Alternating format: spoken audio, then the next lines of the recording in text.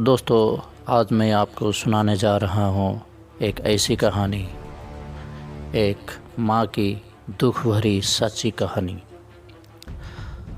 तो चलिए दोस्तों, स्टार्ट करते हैं। राहुल नाम का एक होटल मैनेजर अपनी पत्नी, 2 बच्चों और बूढ़ी माँ के साथ दिल्ली में बिलासपुर में रहा करता था। उसकी माँ का नाम था सावित्री देवी। उन्हें शुगर और बीपी की बीमारी थी। उनके हाथ व मुंह की झुर्रियाँ साफ नज़र आती थी। सावित्री को अपने बेटे से बहुत स्नेह था। बचपन से ही वह अपने बेटे को पलकों पे बिठाकर रखा करती थी और उसकी सारी फरमाइशों को पूरा करती थी। वो कहते हैं ना कि बच्चे कब बड़े हो जाते हैं माँ बाप को पता ही नहीं चलता है। राहुल का होटल मैनेजर के तौर पर जॉब हो गया था और उसे अच्छी तनख्वाह भी मिलने लगी थी। एक दिन वह अपनी माँ से कहता है कि जब तक घर का मरम्मत का काम ख़त्म नहीं हो जाता है, आप वृद्धा आश्रम में रह लो। ममता से भरी माँ बेटे की बातों को सुनकर वृद्धा आश्रम जाने को तैयार हो जाती है। उस बड़े घर में कई बुजुर्ग स्त्री और पुरुष भी थे।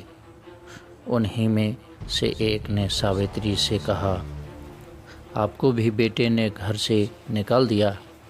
सावित्री ने चिढ़कर एवं बड़े अभिमान से कहा, नहीं नहीं, मेरा बेटा ऐसा नहीं है।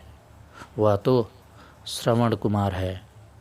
वो तो उसके घर में मरम्मत का काम होने वाला है, इसलिए 1 हफ्ता के लिए मैं यहाँ रहने आई हूँ।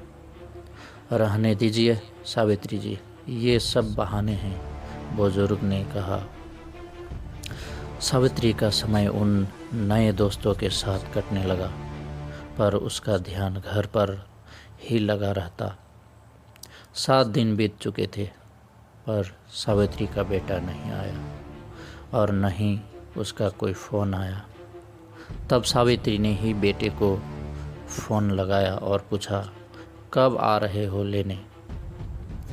बेटे ने काम का बहाना करके फ़ोन काट दिया। कुछ और दिन बीत गए, पर वह नहीं आया। अब तो वह फ़ोन भी नहीं उठाता था। सावित्री के साथ दिन 7 महीने में बदल गए, पर वो नहीं आया। आखिर सांस तक ये इंतज़ार ही रह गया। तो दोस्तों, अगर वीडियो पसंद आए तो चैनल को लाइक और सब्सक्राइब ज़रूर करें और बेल आइकन दबाना ना भूलें।